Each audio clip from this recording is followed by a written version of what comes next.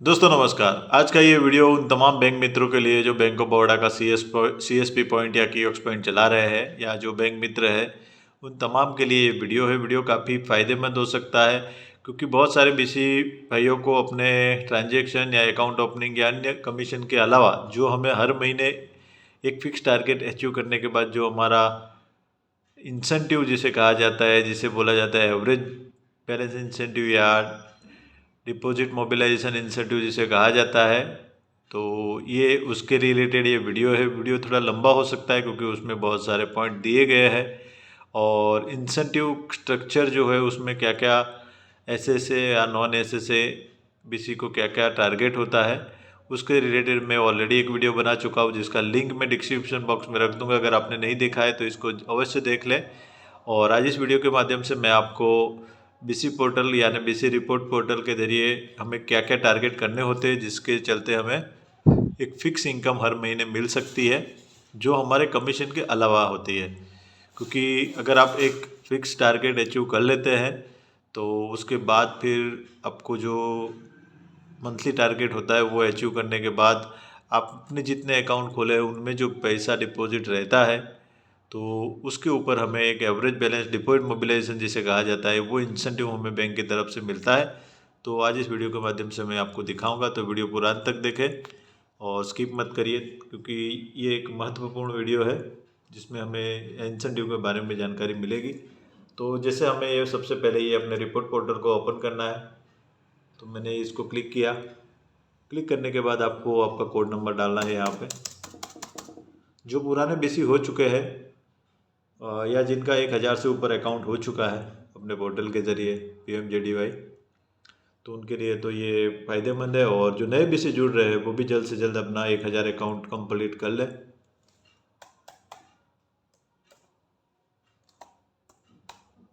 ताकि आप भी ये जो डिपॉजिट मोबिलाइजेशन इंसेंटिव कहा जाता है उसमें आप काउंटिंग में आ सकें।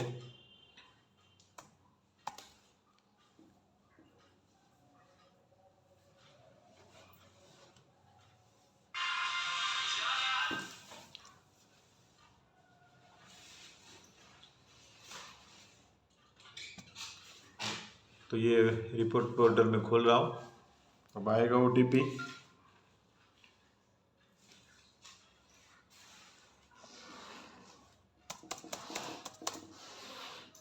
OTP डालने के बाद हम जैसे ही इसको ओपन करेंगे तो ये अपना पोर्टल ओपन हो जाएगा जो बीसी पोर्टल कहा जाता है। तो जिसमें यहाँ पे रिपोर्ट में जाएंगे, उसके बाद यहाँ पे डुप्लीकेट रिसिप्ट, उसके नीचे ही लास्ट आपको दिखाई देगा ये प्रोत्साहन राशि इंसेंटिव यानी इंसेंटिव डिपॉजिट रिपोर्ट बराबर, उसमें आपको जाना है। तो जैसे ही हम यहाँ पे जाएंगे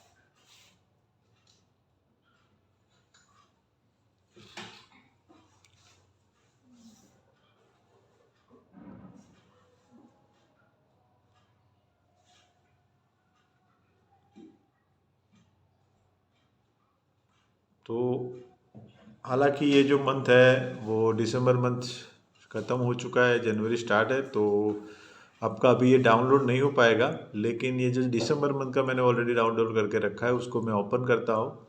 ये जैसे इंसेंटिव वाला 31 दिसंबर तक का, तो उसे हम ओपन करते हैं।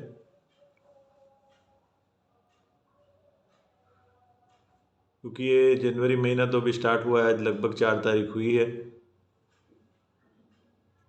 तो इसीलिए ये टारगेट का जो रिपोर्ट है अभी जनरेट नहीं हुआ है पोर्टल पर। तो आप देख सकते हैं मैंने जो दिसंबर महीने का जो रिपोर्ट है वो डाउनलोड करके रखा था, तो उस रिपोर्ट को मैं आपको दिखा रहा हूँ। तो जैसे सबसे पहले यहाँ पे अपना कोड नंबर आएगा। आपको नॉन एसएसए है या एसएसए है, जैसे रूरल में है तो एसएसए में आएगा। तो हम जैसे सिटी में अर्बन में जब हम काम कर रहे हैं तो यहाँ पे नॉन एसएस है। तो अगर आपको नॉन एसएस एसएस में दिक्कत है तो आप ये जैसे रिपोर्ट ओपन करेंगे तो आपका एसएस लगता है या नॉन एसएस है, तो ये आपको यहाँ से पता चल जाएगा। अब आपने यहाँ देख सकते हैं सबसे पहले कि मिनिमम हमें कितने अकाउंट ओपन करने हैं। तो 10 अकाउंट हमें मिनिमम ओपन करने हैं मंथ के अंदर। तो मैंने कितने ओपन किया है, 25। तो ये टारगेट तो अचीव हो चुका है। फंडेड 20%, 95% हमें फंडेड रखना है। तो 25 मैंने अकाउंट ओपन किए थे, पूरे पूरे उसमें फंडेड अकाउंट है क्योंकि डिपॉजिट सब में हो चुका था। तो यहाँ पे आप देख सकते हैं कि 100% आपको दिखाई देगा। इसके बाद का जो टारगेट दिया जाता है हमें कि हर महीने 3 EPY हमें करने होते हैं। तो मैं ऑलरेडी एक ही EPY कर पाया हूँ। तो यहाँ पे आप देख सकते हैं कि 2 EPY में मैं माइनस हूँ। तो एक चीज़ ये याद रखिएगा कि हमारे सिस्टम से API लॉगिंग होगा तो हमारा ये काउंटिंग होगा। मंथली रुपए का ट्रांजैक्शन 5 करने होते हैं। तो जिन जिन लोगों के पास पिन पे डिवाइस है वो रुपए का ट्रांजैक्शन करते हैं। ऑलरेडी मेरे पास भी पहले था लेकिन वो बंद हो चुका है, तो अब नया रुपए पे पिन पे डिवाइस लेना पड़ेगा मुझे। तो यहाँ पे 5 ट्रांजैक्शन करने होते हैं। तो आप देख सकते हैं यहाँ पे ये मेरा 0 है।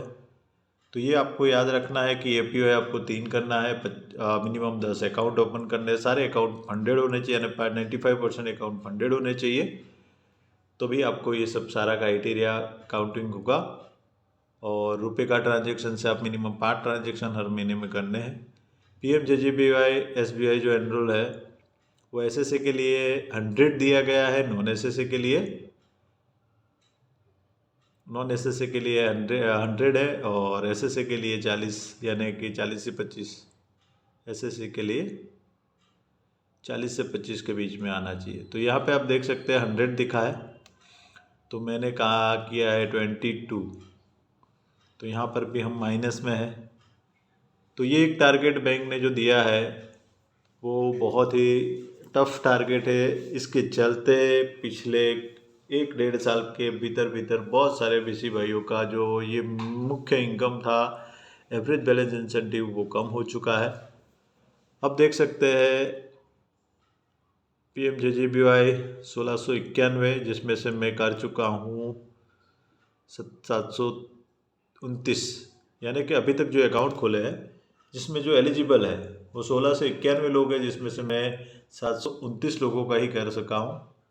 तो अभी भी बहुत सारे कस्टमरों का करना बाकी है, यानी 43% मैंने अचीव किया है।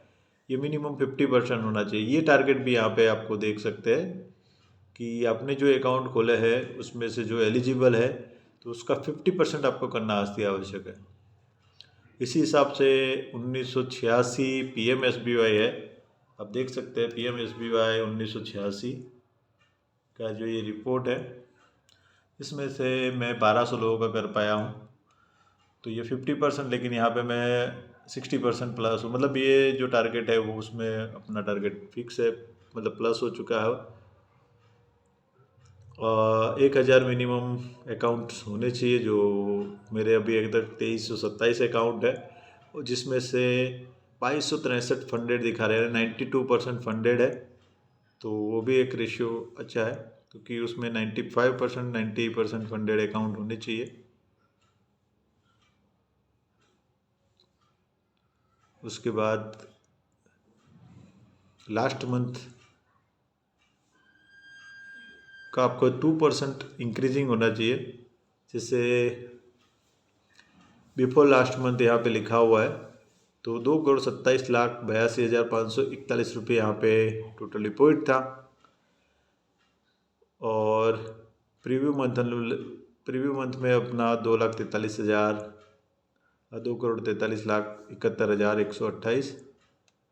तो यहाँ पर ये देख सकते हैं आप माइनस में है। तो ड्यूरिंग द प्रीवियस मंथ में हम देखेंगे तो 7% ग्रो है। करंट मंथ एक्चुअल में देख सकते हैं तो ये आपका 2% इंक्रीजिंग भी होना चाहिए। और हमें 24 दिन वर्किंग होना चाहिए।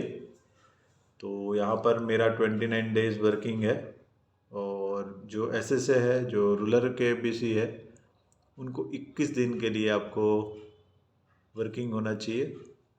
तो ये चीज़ आपको ध्यान में रखनी है। ये पूरा रिपोर्ट है, आप अपने पोर्टल पर देख सकते हैं। जिन जिन लोगों का 1000 अकाउंट हो चुका है तो वो इस तरीके का टारगेट हर महीने अचीव करके एक अपने जो अकाउंट खोले हैं और उसमें जो बैलेंस पड़ा हुआ है उसका हर महीने एवरेज बैलेंस इंसेंटिव प्राप्त कर सकते हैं। बहुत से बीसी भाइयों को इसके बारे में जानकारी नहीं है, तो आप अपने कॉर्पोरेट बीसी से भी पूछ के ये टारगेट को चेक कर सकते हैं और पूछ सकते हैं उनसे कि उनका कौन से चीज़ में क्या क्या कम पड़ रहा है। तो आज का ये वीडियो इसके लिए बनाया कि भाई ये जो एवरेज बैलेंस इंसेंटिव है या डिपॉजिट मोबिलाइजेशन इंसेंटिव जो कहा जाता है, वो बहुत सारे बीसी भाइयों को अभी भी जानकारी नहीं है। जिन लोगों को मिल रहा है तो आप लाखों रुपए की इनकम उनकी देख सकते हैं। 1.5 लाख 2 लाख तक का एक इनको हर महीने इंसेंटिव और कमीशन मिला के बनता है। जैसे बहुत से बीसी भाई है जिनको ये प्राप्त हो रहा है, तो यानी कि एक चीफ मैनेजर की सैलरी भी वो प्राप्त कर रहे हैं। और ये जब से ये टारगेट चेंज किया है, यानी कि पिछले 2022 से बैंक द्वारा ये जो टारगेट 100 माइक्रो इंश्योरेंस का दिया है, उसके बाद से बहुत से बीसी भाइयों का इंसेंटिव जो है वो कम हो चुका है, यानी कि नहीं बराबर लोगों को मिल रहा है।